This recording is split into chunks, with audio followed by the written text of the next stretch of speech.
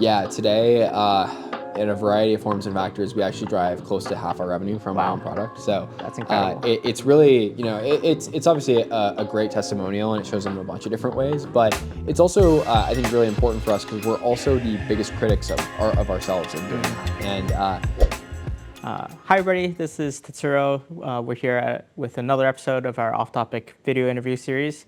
I am very excited to be here in San Francisco at the offices of Unify alongside Austin Hughes. Austin, thank you for having us. thanks for having me on the show. And for the viewers who don't know you, can you give a quick intro about who you are and then what Unify does? Definitely. I'm Austin, co-founder and CEO here at Unify.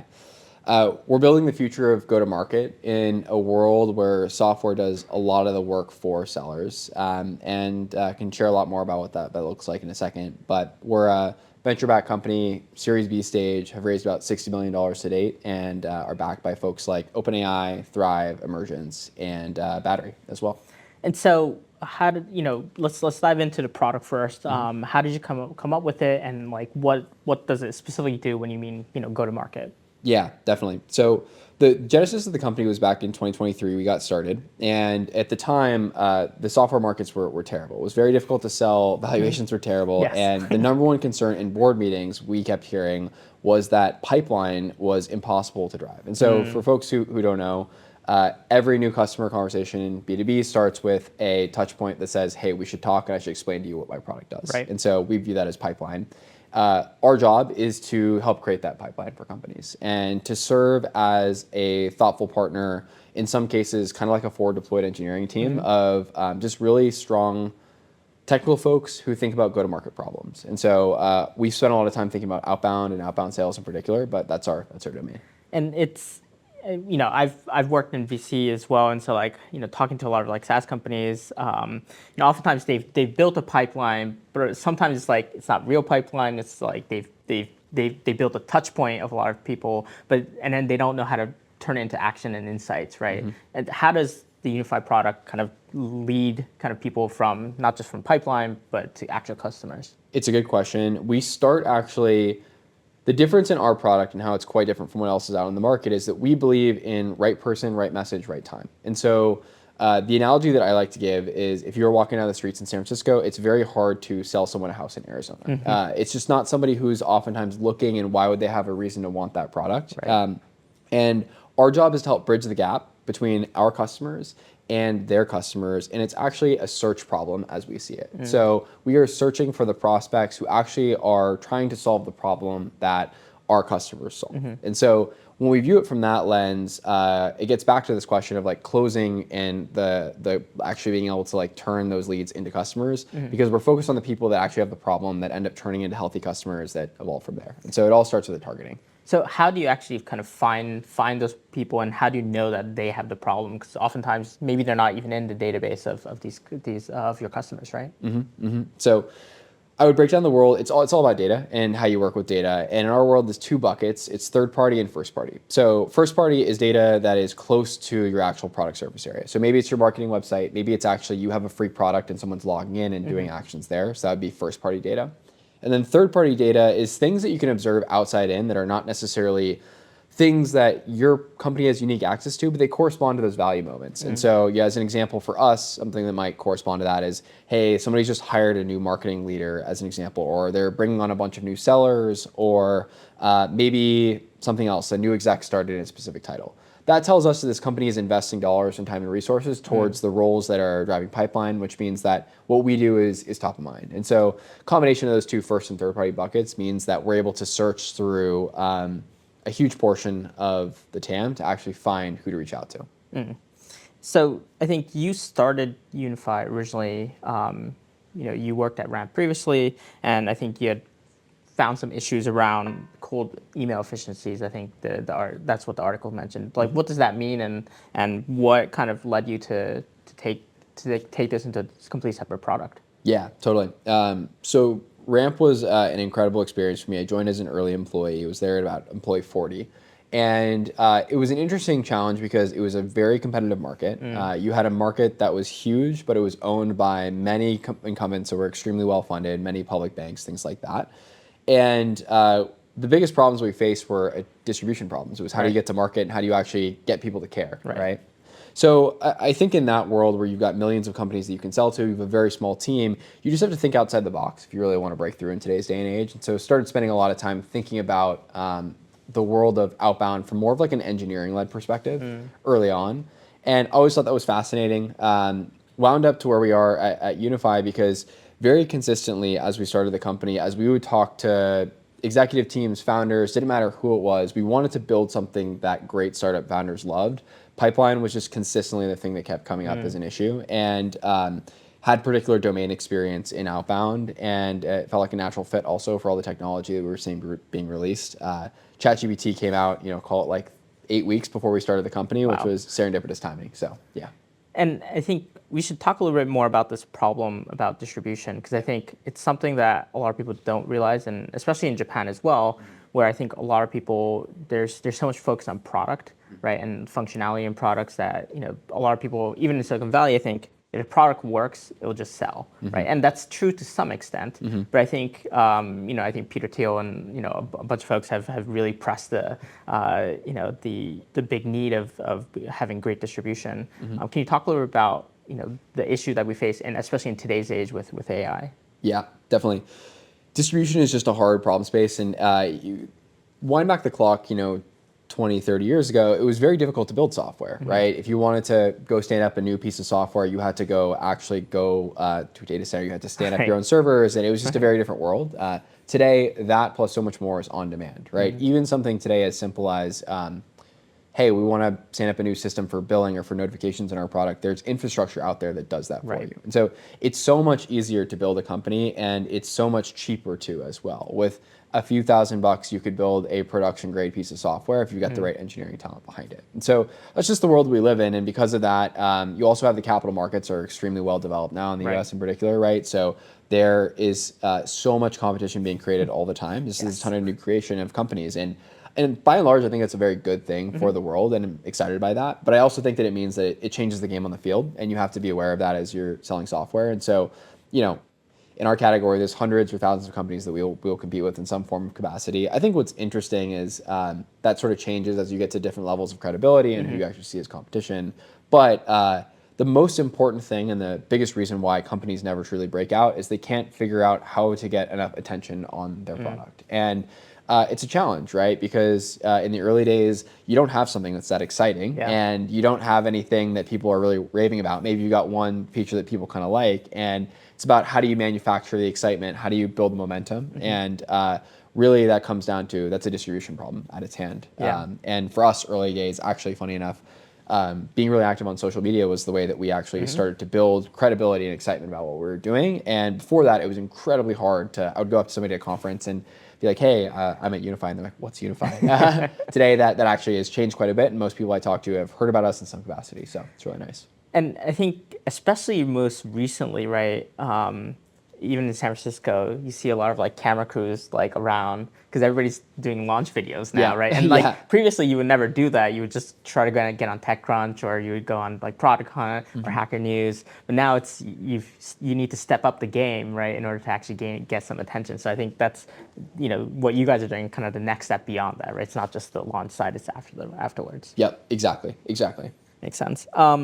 So you list, who are some of your customers, and how do they specifically use Unify? Yeah, we work with a ton of incredible companies. We largely serve companies today that are B2B software companies. It's sort of evolving in real time. We've got 400 or 500 customers today, and so it's evolving quickly. But today we'll work with folks like Cursor, Perplexity, Flock Safety, a bunch of other incredible names. But a lot of these sort of marquee software companies that are coming about. And do they use it specifically? Like, is there a specific way they use it? Is there, It's a good question. So it really depends on the company, and it all comes down to this idea, though, of finding the right people to be reaching out to in an interesting way. And so maybe a couple examples is, somebody like a Cursor or a Perplexity or a company that has more of this sort of like PLG and like high demand business model.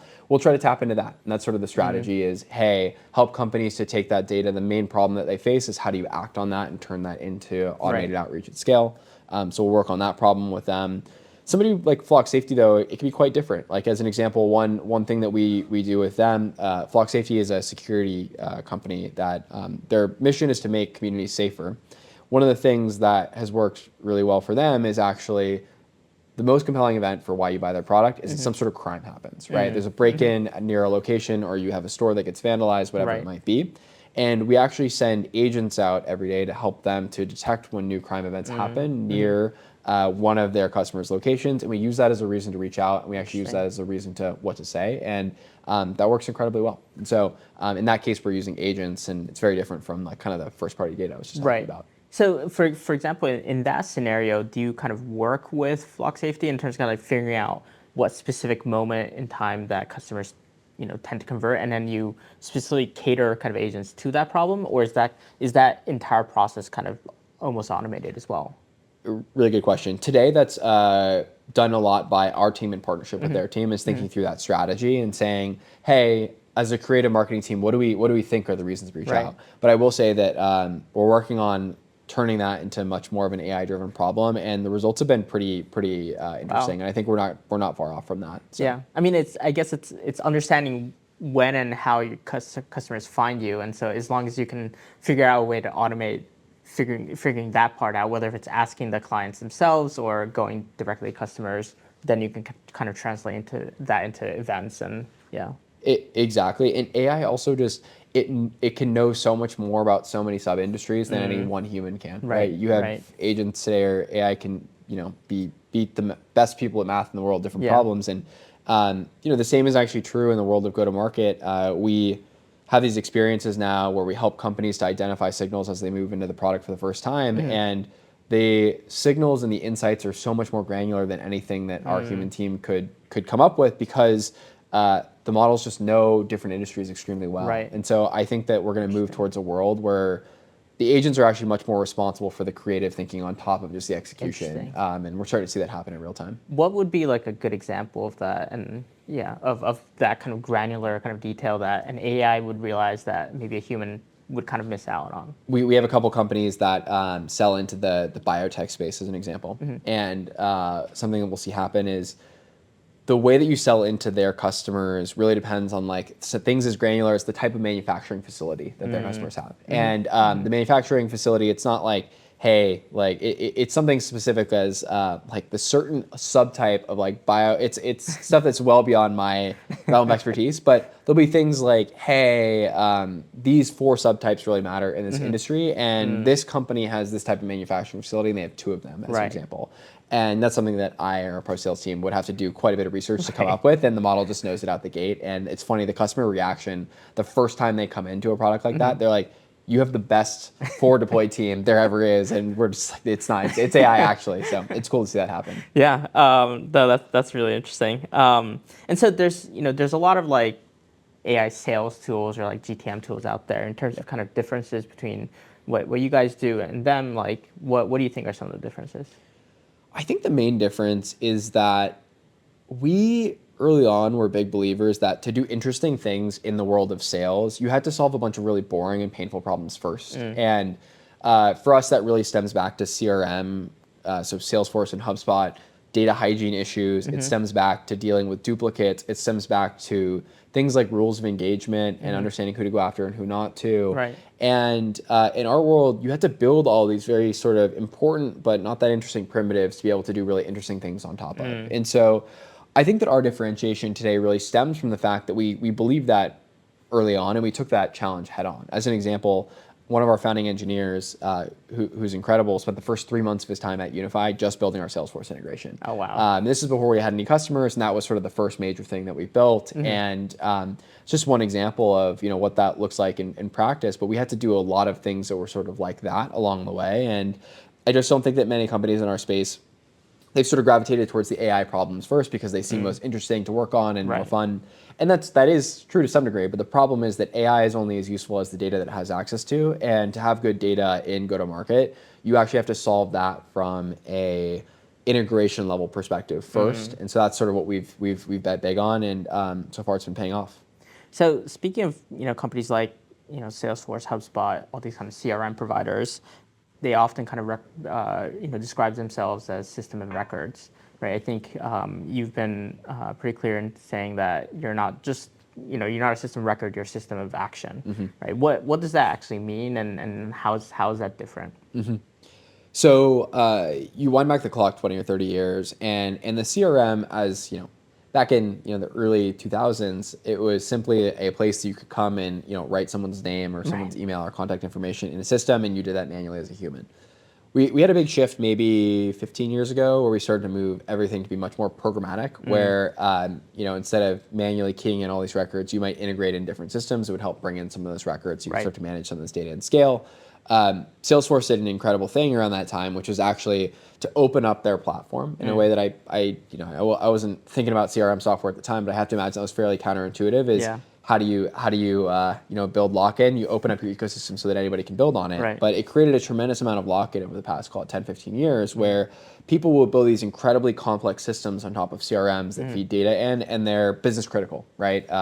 There's information flowing frequently, and that information is worth a lot of money. And so that's sort of the paradigm that we've lived in. And I think AI really switched or flipped the switch on what software is and what it's expected to do. And our perspective is that over the course of the next 10 years, what's really going to happen is a lot of these systems of record that got their sort of moat and lock-in from being integrated and being stores of information, that's not going to be good enough in the next decade. And what's going to actually happen is the default mode of a piece of important software is going to be that it can do an incredible amount of work on behalf of you, and it can be incredibly helpful at helping your team get more leverage. And so the way we think about it is, what would the world look like if actually 95% of the really boring and monotonous tasks that sellers had to do, they could do through our software? As an example, the last 5% that are really interesting, they can actually spend their time working on. And our perspective is that this system of action, as we call it, the system that just does all this work for you, is actually going to become the next iteration of whatever we call the CRM category today, is the core system of work for go-to-market teams. And so that's how we see it playing out. I think there's a lot of different takes on how you get there and what the steps look like. We have our own perspective on that, but I think what we're going to see inevitably over the next 10 years is that we're going to see a new system emerge as the core system of work for go-to-market teams. So I'm assuming that entails some sort of kind of rethink of the entire system itself, right? Of where to even start from. Yep. Like where is the difference in terms of where it starts from? So you have to provide, in building a company, you have to provide some sort of differentiation up front, I think, that helps get people interested. Right. For us, a lot of that was in this idea of being able to turn signals, whether they're found by AI, whether it's data, whether it's first party, third party, and turn that into action and actions against customer that actually creates revenue. Right. So that was sort of the interesting sort of wedge for us. I do think, though, that what becomes really important and the thing to look for over time is that there's people coming at this problem from different directions. A core system of record has a ton of data reading and writing out of it. And I think that's what you want to sort of look for, is how can somebody be thoughtful and be creative about getting those writes and reads in and out of the platform and make sure that you are becoming that system. Right. And so my perspective is that coming directly at the CRM category is probably not the interesting thing to do over the course of the next decade, because you're going to be going where the puck is, not where it's skating to. Right. And our perspective is that we're building something that's somewhat adjacent that serves a different need, but over time, the problems foundationally, the data primitives, et cetera, are all very similar, and it's something we can broaden into. Interesting. Unify uses its own product to partially dog food it, but also to prove out that it works as well. Can you talk a little about, is there any specific way, your team uses it, and how much of it is being used right now? Yeah, today, in a variety of forms and factors, we actually drive close to half our revenue from our own product. So that's incredible. It's really, it's obviously a great testimonial, and it shows them in a bunch of different ways, but it's also, I think, really important for us because we're also the biggest critics of ourselves in doing that. And I don't know the exact numbers anymore, but at one point we would submit more bugs and tickets internally than any of our customers would individually, and even in aggregate sometimes. And so we're big critiquers of our own work, and it also just, I think dogfooding your own product just makes for a better customer experience, because there's certain things that you feel as you're using things that just don't feel quite right, and they're emotional and they're a little bit hard to explain, and you see those when you're actually using it. Right. So But the ways that we use the product today are both in a fully automated capacity. And so being able to do things like take website traffic of ours and retarget it with automated outreach, all the way down to our reps. Actually, it's their core system of work for doing outreach. And so whether it's them sourcing, one-off folks to go after, or it's, hey, we detected a ton of intent on this high-value person, let's tee up a phone call task. All of that runs through Unify today. And so, yeah. Got it. And I'm assuming on the product, you can kind of choose what you want to automate, what you want to kind of, have a human actually look at, what you want actually kind of very, very manual as well. So each company can kind of set that as they want. Yep, exactly. We started with the automated approach, then we built the human loop component. Got it. And then do you make recommendation in terms of like how much to like automate, and does that kind of slowly grow over time, or does that actually like grow really fast and then kind of like slowly like lessen to some sort of standard level? We do. It's in go-to-market. It's interesting though. It's a little bit less of like a rollout process based off of comfort level, and it's a little bit more of what's happening at that company and that business. So, as an example, if someone sells into the Fortune 50 or enterprises, usually there's different targeting strategies, and you want to pull a human in the loop a lot more on that outreach because each touch point really matters. The phone is also really going to matter a lot, and humans are better than AI are today. And so sort of depends, like as selling into the enterprise, that's how you think about it. But if you're selling into SMBs and more commercial businesses, oftentimes there is a crazy amount of your TAM, your total addressable market, that's just untouched. And a really easy way that we slot into a team is to say, hey, of those 50,000 companies, you actually should be targeting about 5,000 of those a month. You don't have the sales team to do that, though. You should stand up Unify as a system to help you engage with them. And that works really well as well. So it sort of depends upon the segment that someone sells into. Got it. There's a critique in the industry where, because there's a lot more AI sales products, that like every cold outreach email like looks the same, or everybody assumes it's AI. Yeah. Have you actually found that to be the case? And how do you, if that is the case, how do you solve that? I think it just goes back to the one. I do think it's a problem, and I think it's a problem that has gotten. It was bad before AI. People would just send a lot of spam emails. Yeah. I do think that at its core, if you're focused on reaching out to people who have a core need for your problem, they don't care a whole lot about whether it was automated or whether it was written by a human. I'll give you an example.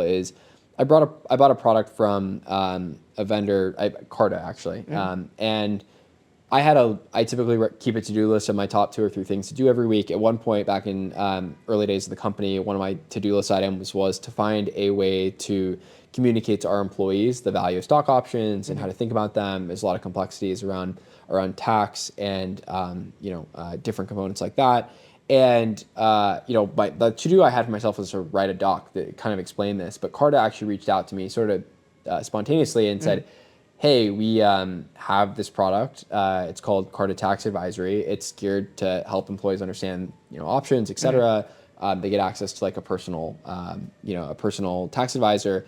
And like, would you be interested? And I think I bought the product like 4 hours later. And so I have no idea if that email was actually automated or personalized, but it didn't really matter to me. I had a problem that I was trying to solve, and it was at the top of my list. It really mattered, and that solution sort of fit seamlessly into that work. And so I think ultimately at the end of the day, if you're reaching out to people who have real problems, the rest starts to fall away. But I think the problem with outreach today is that 98% of it is not to people who actually have problems. Yes. And so, yeah. Yes.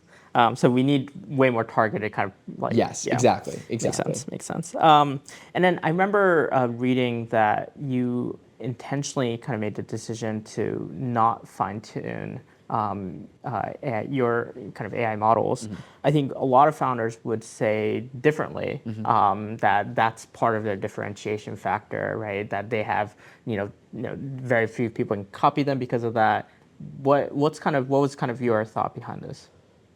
Our general belief system is that the foundation model companies are really building state of the art and are constantly sort of shipping and iterating on that. And not only that, but also the primitives around AI to make it really useful. Right. And so as a product team, our job is to deliver the best value we possibly can for our customers. And it doesn't really matter if we do that work or if someone else does it, et cetera, but we have to provide the best mechanisms. And one of the things that I think we've been fairly opinionated on is that the foundation models are going to keep getting better, and we want to bet on them continuously getting much, much better. And one of the best ways to do that is just not invest that heavily beyond like how you fine tune the models and things like that, and assume that they're going to get better at most tasks, and there's going to be simple frameworks, et cetera. So, I would also say that like we do some, we do work with a variety of model companies and do some work to make sure that the model is working well for what we're doing, but I will also say that we try to be very concerted when we do invest in customizing anything to make sure that we are doing so in a way that we feel like it's defensible and it's going to continue to stack advantages over time. And so we try to be pretty methodical about that. And you don't have to immediately change when OpenAI releases their newest model, or Anthropic releases their newest model. Okay. Exactly. Makes sense. We're big believers in moving as quickly as we possibly can, and we really try to avoid throwaway work. So, got it. Yeah. And so you're finding differentiation in other places, in whether it's the workflow surrounding it or Yep. Exactly. Got exactly. it. And then, so back in April of this year, your team built a tool for companies to see how they're ranking on AI search. Yeah. Which I think is a great tool, and I think you provided for free. Yep. And explain what this was, and then whether one, it had an effect, and two, like, do you think more companies will use software almost as like content, right? I hope so. I think ultimately, you can think about marketing. We are at our core a company that really thinks about distribution and unfair advantages, and so we try to push ourselves to to be creative in that sort of way. Yeah. And so I think that you can look at a lot of things in the context of marketing, right? And I think this is an example of that. We built what would be considered typically a product, but we gave it away for free, and the reason why is that we actually felt like it was a great marketing tool for our ICP, for people who we wanted to talk to, and so. We do that with a variety of things, but I think more companies should do that. I think it's, there's the traditional channels of like buying ads and things like that. Like I think, they can be done well and they can be done interestingly, but I think also there's a lot of room for creativity to push the eyes of like, how do you get attention in this world? Right. And, I think you'll notice this even with like PLG companies as an example, where they'll consider the hosting costs and things associated with their free users actually as marketing expense, which is sort of an unorthodox way to think about that. And so I very much view this in the same way as what are all these interesting bets of things we can do. Yeah, no, it makes a lot of sense. Talk about what you call the observation model. Like, what is it? How does it? What is it first of all? Yeah, so the observation model is a piece of our core product offering, and in particular, it is a way to think about how AI in our product should work.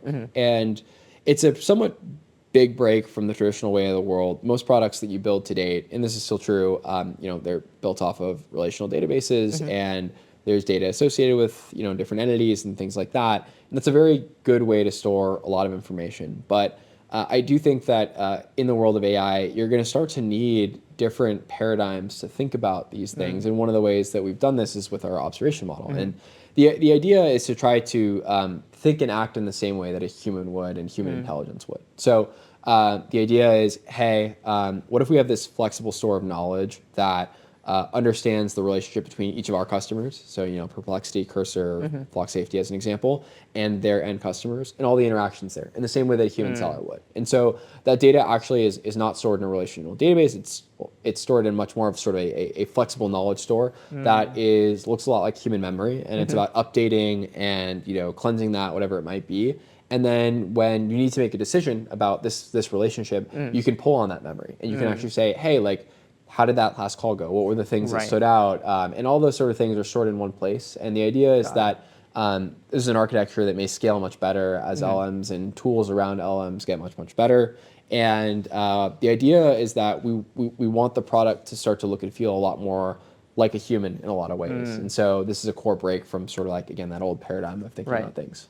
Interesting. Yeah. And then, I think in the AI industry right now, there's talks about this idea of like context rot, right? And like if the AI has too much information on this particular subject, or if you feed it, if the input's too much, then it kind of overloads and starts kind of making a lot more problems, or hallucinates more. Does the observation model kind of help counter that at all, or is there a moment when there's maybe too much information and like there's too many notes on like a person or like a company that then you would have to almost have the AI kind of prioritize within the doc as well, or I think we're taking a much more opinionated stance on how that all should work because totally like the more you jam into an LLM, you're less likely to maybe get what you want out of it. Right. I do think that like there's going to be I imagine over the course of the next year or two, it's going to be a problem that's going to be worked on pretty heavily though, is like how to retrieve out of these large stores of information like the right relevant points. And I think there's going to be a bunch of interesting ways of coming at it. So I do think it has forced us to be very opinionated though on how we think these things should work and to start to experiment and learn. And I think that's sort of the primitive to actually finding things that work. So got it. And then can you talk a little bit about AI kind of buying software as well? Because I think right now, I think you're empowering a lot of humans to purchase software, to go to market. But do you kind of see a future where AI essentially starts buying as well? And then how does Unify kind of fit into that? Yeah, it's a really good question. I do think that we're not far away from a world where both buyers and sellers are using agents to run a lot of their day to day, and so I think it's a really interesting thing to think about is like how does the world work in that era? And I do think that buying software is going to change a lot, right? I think we're already starting to see that with very simple transactions, right? Where like someone instead of going to an e-commerce store may actually just sit on ChatGPT or Perplexity and do all their research there, right? And we're starting to see like some of the earliest integrations with the LLM providers have been for like some of these shopping use cases. I don't imagine that things are going to change that. I imagine, that exact same concept will apply to more transactional B2B software as well. I mean, I think I remember like Shopify when they came out most recently, they had a feature on their Sidekick AI assistant where if you say like, oh, like give me, like tell me what apps I should use for reviewing, right? It will be a comparison of like 3 different Shopify apps that does reviews, and then you can choose. But essentially, are you going to be in the top 3 or not? It starts to be another question, right? So the go-to-market kind of almost dramatically shifts because of this. It does. It absolutely does. And I think the world's going to change a lot on the transactional side.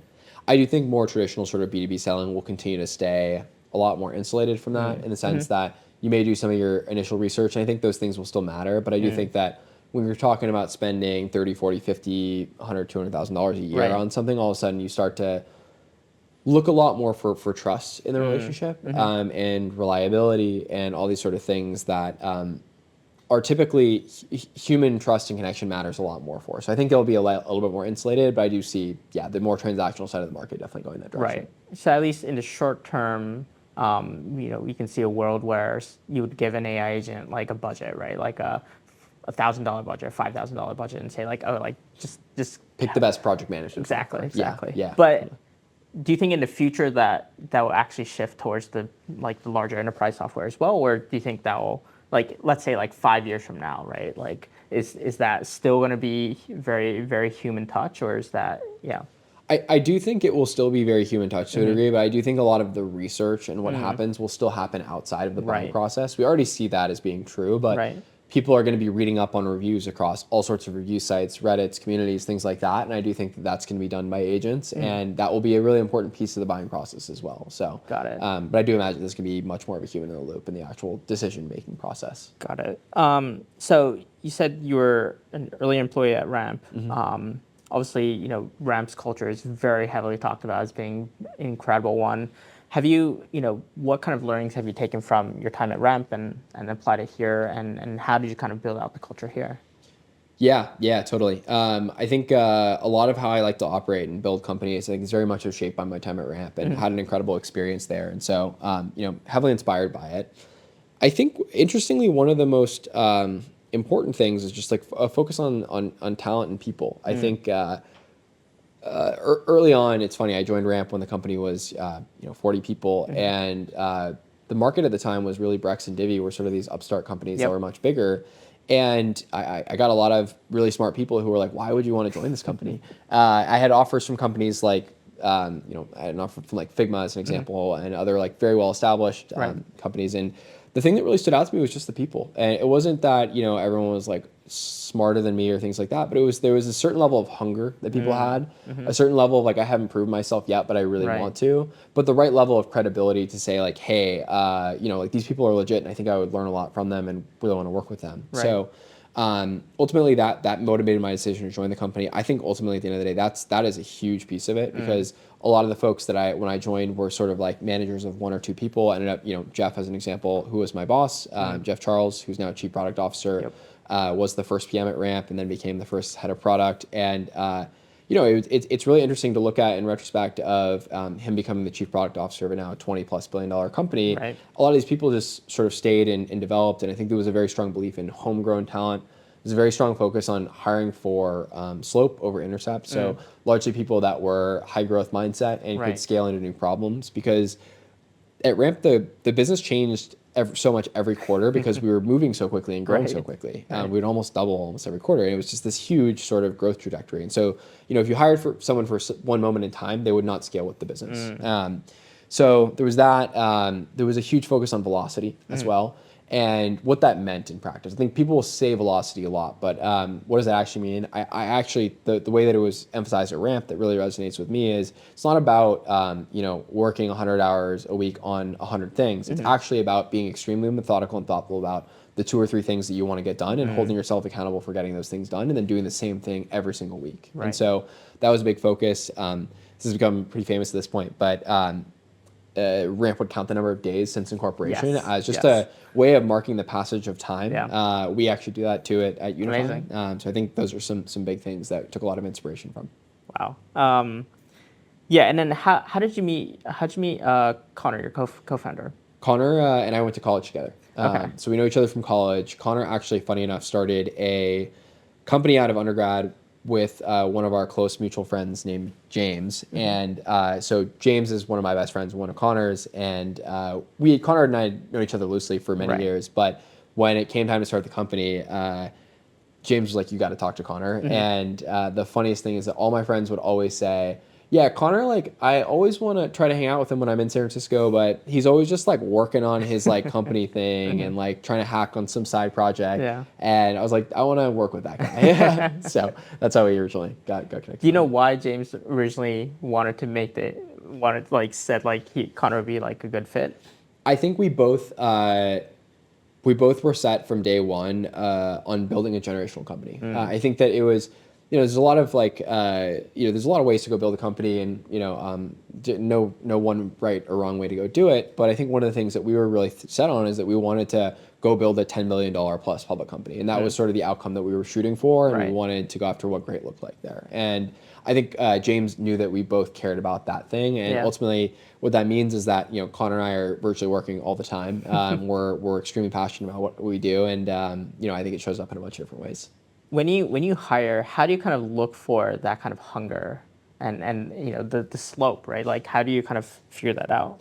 I look for the things that someone does outside of work for the most part. I think it's a very good indicator of how they're going to act in a high pressure environment. The people that are extremely high slope are in their spare time, they're trying to learn from people who are the greats at what they do. They're trying to read books and learn about how things are done. They are maybe working on things on the side. They're things that even if they don't need to be successful things. They don't need to be things where like they've been, they've created some company and sold it to Facebook or whatever it might be. But even just like the willingness and interest in seeing something through and end, I think says a lot about a person. So I look for a lot of those things. Got it. So, you work at Unify GTM company. What are your tips on writing a good cold email? Good question. It's actually surprisingly much harder than people think. I would say that first and foremost, you want to appeal to the person on the other side of the email. You don't want to appeal to the professional or the the whoever they might be. As an example, when the first job that I got out of college, I actually landed with a cold email, and the hook and the subject line was just Rice 2016 grad, looking for a summer internship. And Rice is, the reason why that matters is that, I think maybe it's similar to Babson, but Rice is a small college, and the classes aren't that big, but people really look back fondly on the experience, and there's a lot of these inside stories and jokes, and I put a couple of those in the note, but I think those things appeal to the person on the other side, and that matters. You're trying to make a connection with somebody, and ultimately, most humans appreciate human connection and want more of it in their lives. So I think that's one thing.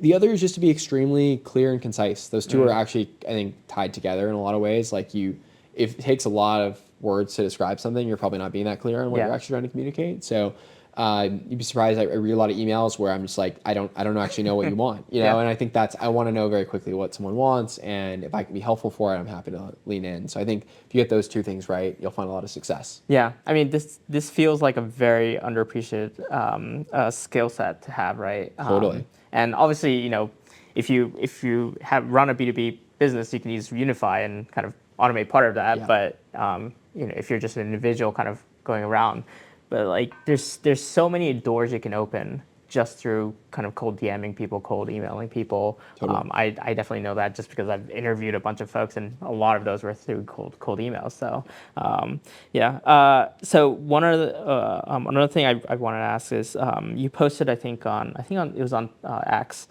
about this O3 prompt that Toby from Shopify. I think you were inspired by him. And the prompt went something like, "Tell me something special or unique you've noticed about me, but you think I haven't realized about myself yet." So you would ask this to O3. What learnings kind of did you get from asking this, and how has it helped you in changing your behavior? Yeah. Well, one meta learning is that AI knows you much better than you think you do. It Yes, does, yes. and it's actually it's wild how well it does. I actually I ran that one again recently, and it gave me a new updated answer. And it was crazy compelling. I think that there's so many ways to build a company and to be a founder that, you know, sometimes you get a little bit lost in thinking about like, well, this other person is doing this thing, or, you know, and they're trying it in this way, and maybe I should be doing it that way, Right. even though it doesn't feel like congruous with who I am or how I like to do things. And I think the biggest thing that this prompt particularly told me is like, it's okay to like be yourself and really lean into your strengths, right? Right. And I think that you know, my ChatGPT experience knows a lot about me at this point, and it sort of said some form of that. But I think that's a really like important thing to keep in mind, is that there's no single way to do things in the right way. Of course, you know, you can borrow a lot of things that you learn along the way, but you should Right. also have some version of like, hey, what resonates with you, and what is your superpower that you want to lean into? And so it's a good reminder of that. That makes sense. So I think you've previously mentioned about this idea of the outbound quarterback. What is the outbound quarterback, and what are examples of different kind of plays that they think about? So the outbound quarterback is this new role that's emerging that's incredibly valuable for companies. It's this idea that you can have one person who can actually scale up activities that look like an army of sellers, but have it be one person behind the scenes who's sort of orchestrating the system. Right. And these people tend to be quite different from your traditional go-to-market folks. Sometimes they come from technical backgrounds, like they've been an engineer before. Sometimes they come from more of like a professional services background, like a consulting or a banking type background. I think those profiles are often actually underrated in this context. And it's somebody who is experimental and systems oriented. So you can actually give them ideas. They can know how to test through ideas, try them out with rigor, see what works, see what doesn't, put the things in place to do work. And so we find that those types of people that today wear titles like, you know, they can wear a revenue operations title, they can run a business operations title, they might come from a sales team and actually be just like a more technical person there. They're incredibly valuable for companies. And we're seeing the demand for this talent go through the roof with like very, very high salaries, very compelling offers. And most of the top companies today are asking me for these profiles of people, and they're just very hard to come by. Got it. Yeah. Do you think an AI can replace at least part of the work? Some of the work? Or? I do think so. Yeah, I do think AI is and will replace like quite a bit of that work. But I do think there's always an element of when you have a piece of software that makes your life easier. Humans are incredibly gifted at being creative and thinking outside the box, and I think that's going to open up a ton more bandwidth to do those things, which will make it an even better combination. Yeah. So you were recently when you raised recently, you were on TBPN, and then afterwards you sent a thank you note through X through a video via Russ Hanneman. And did, talk about what went through your head when you wanted to. Was that originally the thought beforehand, or how did that come about? Yeah, we actually, as part of a batch, we actually created, so the campaign we ran is we created about 25 cameos for select partners and customers and folks that we know. And the idea was just like, yeah, how do we do something that's truly special and interesting, right? As like a thank you to a lot of these folks who, have been really instrumental in helping us be where we are today. And so we hadn't seen this one done before, but we thought how cool it'd be if you could get like a personalized video, Yeah. as a thank you from somebody that, you really think is cool and interesting. And so, for the TBPN guys who are awesome, we created this one from Russ Hanneman, and it was a ton of fun to do that. Yeah, and he's always great. Yeah. He's always on character, Yeah. and he always knows what to say. So, and this is, I guess, like another kind of thing you talked about with kind of the marketing, the distribution side, right? It's like obviously you're gearing that towards your existing customers, but people will see it and people will share it as well, right? Totally. Makes sense. Yeah, and then in terms of it's kind of some quick fire stuff. What books do you kind of keep coming back to? Like, do you have any like go-to books? Good question. I'm not somebody who I would say like comes back to books super often, but I do try to read quite a bit just to learn new things and absorb new information. Right now I'm reading Mark Benioff's book about like the story of Salesforce. Actually, like tons of good nuggets on marketing that I think are still very relevant. He's an insanely good marketer. He is an insanely good marketer, yes. And I also like I do really appreciate history more broadly, because I do think a lot of things sort of tend to repeat themselves. And so recently read all of Ray Dalio's books as well, just like sort of understanding economic cycles and things like that. So I'm trying to think if there's any one too that like stood out recently for me. I did read what should I call it? It's escaping me now. Those are some good ones. I'm trying to think. There's one more that I wanted to mention, but forgot it. Yeah, it happens. Yeah. What keeps you up at night right now? Whether it's a good thing or a bad thing. I'm just incredibly excited to be building right now, building a company. I think when we started in 2023, it was really obvious to us that the world was going to change, because of what was happening with AI. And I think Connor and I were lucky that we were earlier to things to understand, hey, these models are incredibly creative, are going to change how knowledge work knows as we see it today. And I do think that it is a time where success feels abundant. It feels like there's so much opportunity for those who are excited and eager to go out and get it. And I think that's incredibly exciting. And I'm just so grateful to just like wake up every day and think about how the world could be different, put into play. And it's a little bit of it's also scary in the sense that no advantage is a big advantage. Anybody can catch up quickly. And so the only thing you can do that compounds is just like building a company that has a culture of just continuing to innovate. So it's a lot of fun. Amazing. Yeah. Well, thank you for your time, Austin, and hopefully you'll start expanding out into Japan as well. Yes, would love that. Amazing. Thank you. Thanks for having me on the show. Thank you.